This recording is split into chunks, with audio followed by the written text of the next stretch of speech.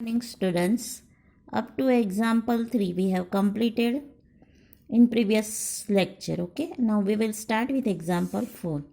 Now it's very easy exercise, so I have done it in a textbook, so you concentrate on this, and from this you do this exercise in your notebook. I will not send PDF of this, and also I will explain this in offline classes, so please concentrate on this. Example 4a, identify terms which contains x and give the coefficient of x. अब हमें इसमें x जो है ऐसी terms को identify करना है और उसका कोएफिशिएंट कौन है वो लिखना है. ओके, तो मैंने यहाँ जो x वाली टर्म है, टर्म्स विच कंटेन x, उसके नीचे मैंने अंडरलाइन किया है. ओके, और उसका कोएफिशिएंट है उसको मैंने यहाँ बाजू में लिखा है.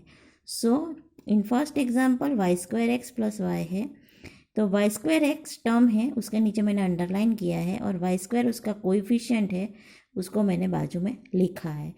In all example same method I have repeated. In second example 13y square minus 8yx है. तो x वाली टर्म कौन सी है, तो कि ये है अंडरलाइन जो मैंने की है, और x का कोएफिशिएंट कौन है, 8y है. In same manner third example x plus y plus 2 है, उसमें x वाली टर्म ये है, उसके नीचे मैंने अंडरलाइन किया है, और उसका कोएफिशिएंट कोई कुछ भी आगे पीछे नहीं होता है तो 1 होता है. Same 5z plus Z x, 5 plus Z plus Z x है, उसमें जेड एक्स जो है वो that term contains x and it's coefficient is z.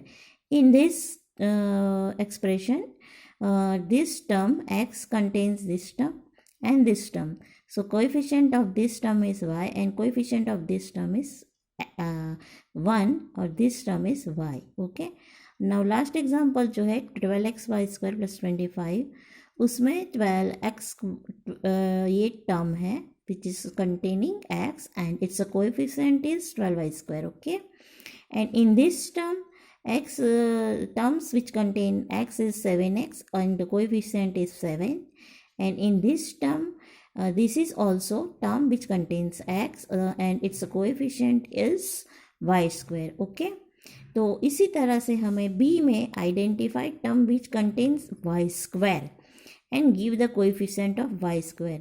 तो यहाँ पे मैंने y square वाली टर्म के नीचे I have done underlined it, and y square वाली टर्म ये है और उसका कोएफिशिएंट माइनस एक्स है. यहाँ पे वाई स्क्वायर वाली टर्म जो है वो 5y स्क्वायर है और उसका कोएफिशिएंट 5 है.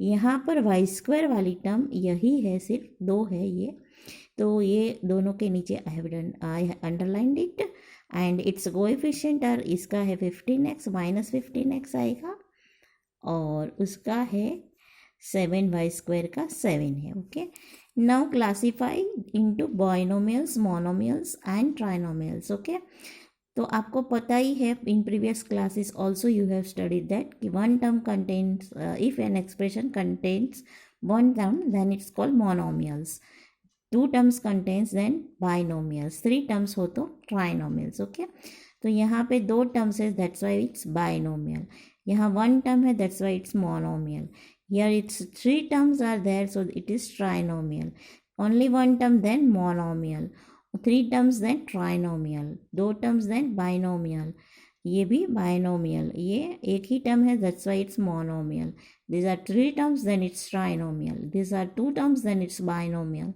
these are also 2 terms then it's binomial, and these are 3 terms that's why it's a trinomial. तो इसको भी आपको टेबल ड्रॉ करके क्लासिफिकेशन करना है, वो आपको नोटबुक में करना है. मैंने यहाँ पे टेक्स्ट बुक में ही आंसर्स दिए हैं, तो आपको ये वीडियो को ही देख के आपकी नोटबुक में ये एक्सरसाइज करनी है.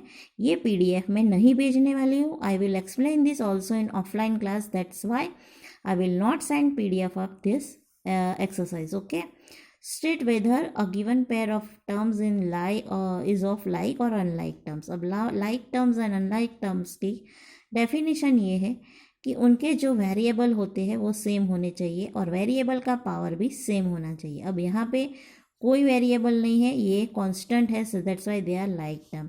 यहाँ पे x वेरिएबल है, दोनों सेम वेरिएबल है, उनका पावर भी सेम है, ओ तो ये लाइक टर्म है, उसके कोएफिशिएंट को हम इग्नोर करते हैं। ओके, अब यहाँ पे कोएफिशिएंट सेम है but variables are different, that's why they are unlike term. Variable difference means unlike term.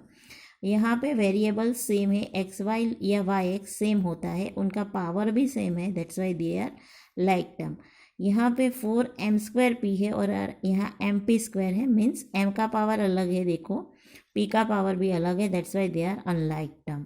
यहाँ पे 12xz है और यहाँ पे 12xz² है, वेरिएबल सेम है but the power is different, that's why they are unlike term. Okay, ना यहाँ पे जो दिया है पूरा पेयर्स है, उसमें से हमें identify like terms in the following.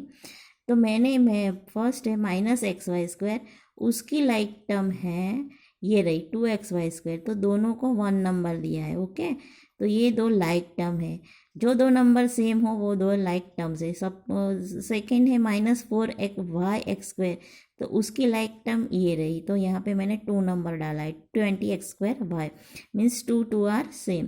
फिर 3 है 8x², तो दूसरी उसकी लाइक टर्म ये रही, जहाँ पे मैंने 3 नंबर डाला है -x²। ओके, तो ये दोनों भी सेम है। अब 4 है 7y, तो उसकी लाइक टर्म ये रही खाली y, जहाँ पे मैंने 4 यहाँ लिखा है।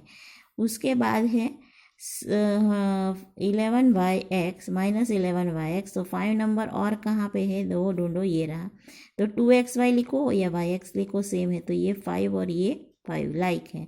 ये -100x6 है, तो उसकी लाइक टर्म 3x यहाँ पे है। ओके, तो उसको 6 नंबर दिया है। इस तरह से सारी लाइक टर्म्स की मैंने पेयर बनाई है। सेम मेथड यहाँ पे भी यूज़ की है। ये 10pq है और उसका यहाँ पे है 7qp लिखो, ये pq, तो 1 and 1 ये दो लाइक है। 2, तो दूसरा 2 कहाँ पे है, ये रहा 2405p और ये 7p लाइक टर्म है। तीसरा है 8q, तो ये रहा 100q उसकी लाइक टर्म है। 4 है p² और q², तो इसकी लाइक टर्म ये है। फिर ये रहा q² p² लिखो या p² q² लिखो, सेम है, that's why they are like term. -23 5 number और कहाँ पे है, तो ये रहा 41, इट्स लाइक टर्म है। अब 7 -7 p² है, तो ये रहा 70 p², वो उसकी लाइक टर्म है। और ये 6 जो है वो साथ में ही है, ये p² q है और ये भी p² q p² सेम है। तो इस तरह से पूरी एक्सरसाइज कंप्लीट होती है और आपको ये एक्सरसाइज आपकी नोटबुक में करनी है। Thank you.